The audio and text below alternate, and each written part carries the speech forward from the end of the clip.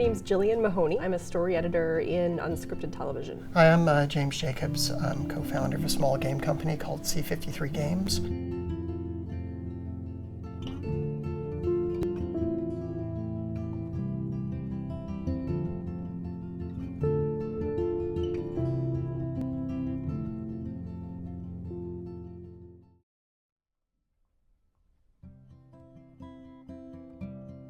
A big part of my job is watching all the footage after it's been shot, and I'm really kind of mining for the gems. Like, I'm looking for the funny lines, the dramatic moments, the great reaction shots, kind of all the building blocks of the scene. Right now we use a program called 11 Labs, and that's an AI voice generator, so we can actually temp in our characters' voices and we can edit to that. I think something like that is really helpful because it saves time. You can kind of hear the line back in your character's voice and you can say, oh, that's working really well, or nah, that's not quite it, I want to try something different. My background prior to doing this was primarily in the visual effects and animation industry. I used to work at Weta Digital, which is Peter Jackson's visual effects company in New Zealand. Since we're a really small team, we, rather than having to spend lots and lots of time needing to focus on very detailed code, we can do rougher implementations and then lean on generative AI in order to, speed up our development process. I think if it could speed up the process, I would be open to that. Like, if AI could go through 10 hours of footage and highlight the moments for me that are helpful, I'm totally in favor of that. But I don't want AI to write things for me. Like, a big part of my job is, like I say, like kind of writing the suggested interview lines for people, and even writing voiceover. I do that if the show has narration. Threat I see, or maybe the possible fear that I have, is just that at some point I think AI is going to become good enough that it can probably do like a rough cut of a scene much faster than I can, perhaps. And right now, like, I might be hired to do like a 4 to 6 month contract, and if AI can edit things quicker, my job might become like a contract that's only a couple weeks long. People like to talk about all the doom and gloom aspects of generative AI, and there's a small number of people that are willing to put the time and effort, have the creative vision to be able to execute on that sort of stuff. And AI tools aren't going to make that automatic either. So if you potentially it will make it easier for you to bring your vision to life, but it's not necessarily removing at least the jobs of the top creatives. So if you're focused on your own creative work, then you'll still be relevant.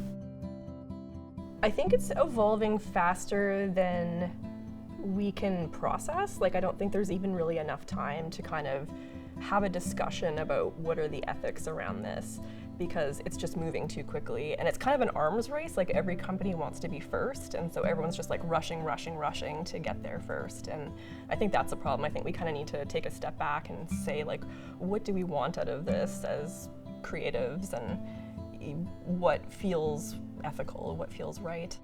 I think if you kind of view generative AI, it's a tool, and whether it's good or bad is kind of the person that's using it and their motivation. I mean, the incentive that a lot of companies have is to use it as a means to fire employees and make savings in that regard.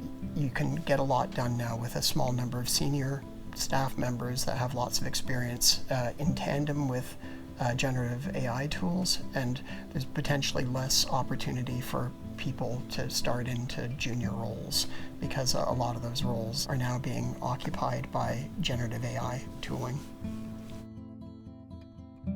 Hi, I'm Nikki, I'm 18, and I am in the Indigenous Digital Filmmaking program. I'm in my first year.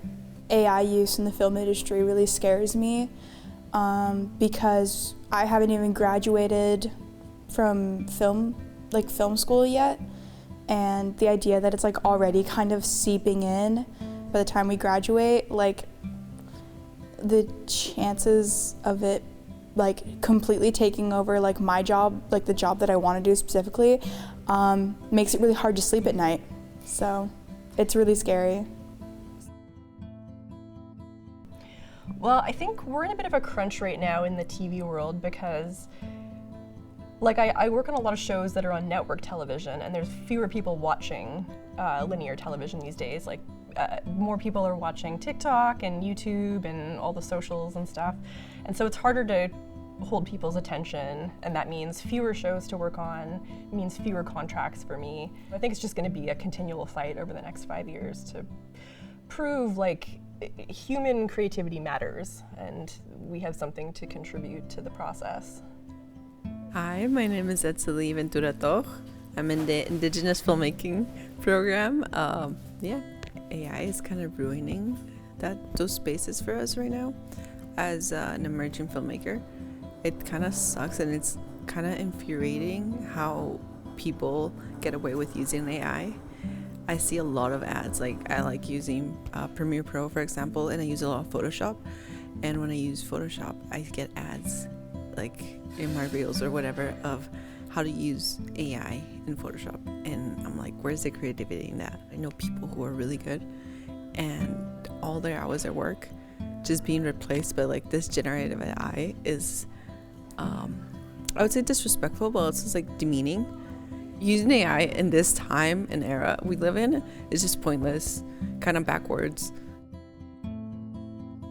I think that we're in a period of like great change, but I don't think it has to be entirely negative. I think we just need to be mindful of what's coming and just try to remind ourselves of what values we have as creatives and what we can contribute.